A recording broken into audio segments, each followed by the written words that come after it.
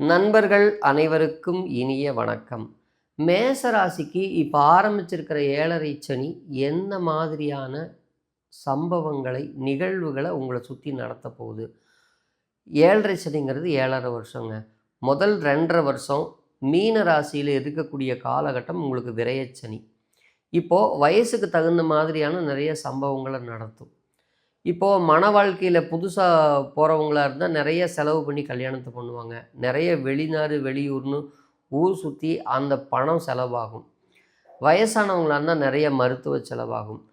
நிறைய பேர் பணத்தை தொலைப்பாங்க, மிஸ் பண்ணுவாங்க, அல்லது திருட்டு கொடுப்பாங்க. ஏதாவது ஒரு ரூபத்தில் ஒரு இழப்பு உங்களுக்கு. சின்ன குழந்தைகளாக இருந்தால் தாய் தந்தையை கண்டிப்பாக ஏதோ ஒரு ரூபத்தில் அவங்களுக்கும் தசாபுத்தி சரியில்லைன்னா கணிசமான அளவு கட்டாயமாக பாதிக்கும்.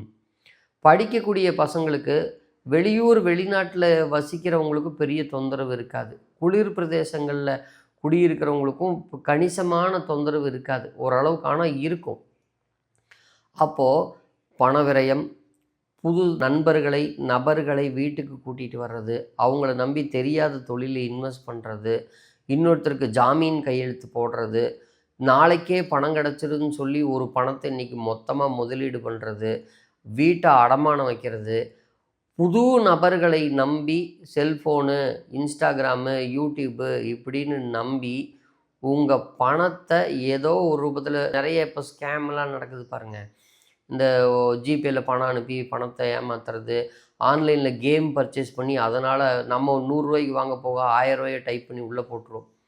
ஆக மொத்தத்தில் சின்ன வயசு குழந்தைகளாக இருந்தால் இப்படி மொபைலில் போய் ஏமாறுவாங்க.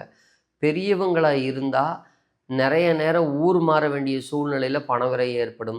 நிறைய பேர் பாருங்கள், இந்த காலகட்டத்தில் தசாபுத்தி சரியில்லைன்னா ஊராக அலைய வேண்டிய சூழ்நிலையாகும். தொழிலை மாற்றிக்கிட்டே இருக்கும். நிரந்தர வருமானத்தை வரவே விடாது. அது அவங்களுடைய ஜாதகத்தில் அடிப்படை பலத்தையும் தசாபுத்தியும் பொறுத்து இது சில சமயங்களில் சுப விரயமாகும். வீடு வாசல் வாங்க வச்சு வெளிநாட்டில் பெரிய சொத்தாவும் வாங்க வச்சு வெளிநாட்டுக்கும் போக விட்டுரும் சில பேர்த்த. எல்லாத்துக்குமே ஒரே மாதிரி நெகட்டிவாக கண்டிப்பாக இருக்காது. ஆனாலும் இந்த காலகட்டத்தில் அலைச்சலும் ஏமாற்றமும் திசாபுத்திக்கு தகுந்த மாதிரி கணிசமான சில மாற்றங்கள் உறுதியாக இருக்கும். நிறைய வேலை செய்ய வைக்கும். நைட் டியூட்டி போகிறவங்களுக்கு நல்லது. ஒரு 5 மணி நேரம் சம்பாரித்து செலவு பண்ணிகிட்டு இருந்தவங்களுக்கு இப்போ 10 மணி நேரம் வேலை செய்ய வேண்டிய சூழ்நிலை வரும். கடுமையாக உழைக்கக்கூடிய ஒரு சான்ஸை சனி உருவாக்கும். ஆனால் அந்த சனி பகவான் உருவாக்கி தர அந்த காலத்தில் ஹெல்த்தையும் பாதுகாத்து வயசுக்கு தகுந்த மாதிரி இருக்கிறவங்களுக்கு ப்ளஸ். வயதானவங்களை போய் இரவு காலத்தில் வேலை செய்ய வேண்டிய சூழ்நிலை வந்ததுன்னா அவங்களுக்கு கொஞ்சம் இது பாதிப்பான ஒரு காலகட்டம் தான். உங்கள் தந்தைக்கு சிறு மருத்துவ செலவு ஏற்பட வாய்ப்பு இருக்குது. அவருக்கும் இடமாற்றங்கள் ஏற்பட வாய்ப்பு இருக்கும். அவருக்கு வயதான சூழ்நிலையாக இருந்தால் நிறைய மருத்துவ செலவுக்கு குழந்தைகள் செய்ய வேண்டிய, இப்போ நீங்கள் மேசராசின்னு வச்சுக்கோங்க, உங்கள் அப்பாவுக்கு மருத்துவ செலவுக்கு கணிசமான பண விரயம் ஆகும். அது உங்கள் கடமையும் கூடத்தான். இப்போது 7.5 சனியினுடைய முதல் பகுதியில் பண விரயம் உறுதி, இடமாற்றம் உறுதி. இது வயதுக்கு தகுந்த மாதிரியான சில சூழ்நிலைகளை கொடுக்குங்கிறத நீங்கள் கண்டிப்பாக புரிஞ்சுக்கணும். படிக்கிற பசங்களுக்கும், கல்யாணம் ஆனவங்களுக்கும், திருமணமே ஆகாதவங்களுக்கும், சொந்த தொழில் பண்ண இது ஒரே மாதிரி பொருத்தி பார்க்கக்கூடாது. இவங்க ஒவ்வொருத்தருக்கும் வேறு மாதிரி தான் இது வேலை செய்யும். திருமணமான பெண்களுக்கோ அல்லது தொழில் செய்யும், திருமணமே ஆகாமல் தொழில் பார்ட்னர்ஷிப் தொழில் பண்ணுறவங்களுக்கு ஏதோ டக்குன்னு ஒரு வார்த்தை விட்டு கசப்பான வார்த்தைகளால் உறவுகள் பிரியறதுக்கான நிறைய வாய்ப்புகள் இருக்குது. ஒரு வார்த்தை பேசிடுவோம் டக்குன்னு ஏதோ கோபத்தில். அப்போ என்ன ஆகும்? அதை உறவுகள், இப்போ கூட மாமனார் மாமியார் இருக்காங்க, நாத்தனார் இருக்காங்க, கொழுந்தனார் இருக்காங்க, அல்லது கல்யாணம் ஆகாத பொண்ணே வீட்டில் இருக்குது, ஒரு காலேஜில் இருக்குது, கூட இருக்கிற பொண்ணுக்கிட்ட ஒரு மாதிரி அது ஏதோ ஒரு கோபத்தில் ஏதோ ஒரு சிந்தனையில் நம்ம ஒரு வார்த்தையை அவசரத்தில் விட்டுருவோம். அது பெரிய அளவில் உறவுகளை கசப்பாக்கி விடும் இந்த நேரத்தில். அதனால் பேசும்போது ரொம்ப கவனமாக பேசுங்க. அது எல்லாத்துனாலையும் ரொம்ப 24 மணி நேரமெல்லாம் கவனமாக இருக்க முடியாது தான்.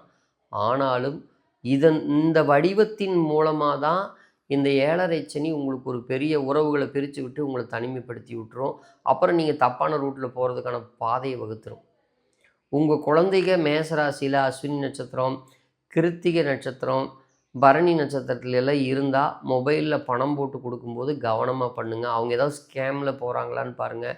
எங்கேயாவது தவறான நண்பர்களோட போய் சாவகாசம் வச்சுக்கிட்டு உங்களுக்கும் சேர்ந்து 7.5 இழுத்து விட்டுருவாங்க.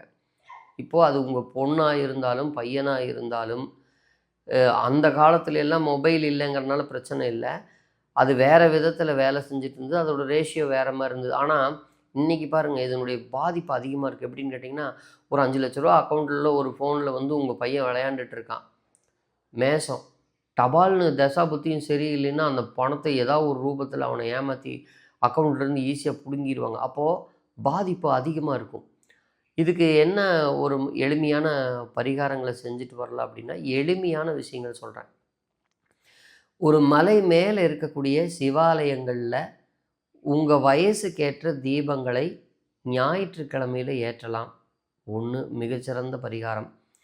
மாதம் ஒரு முறை அதே மாதிரி மலை மேல் இருக்கிற சிவாலயங்களுக்கு போய் நீங்கள் திருநீர் 1 கிலோ நல்ல பசுஞ்சான திருநீர் வாங்கி அபிஷேகம் பண்ணி வாங்கிட்டு வந்து வச்சு அதை டெய்லியும் நெத்தியில் வச்சுட்டு வரலாம்.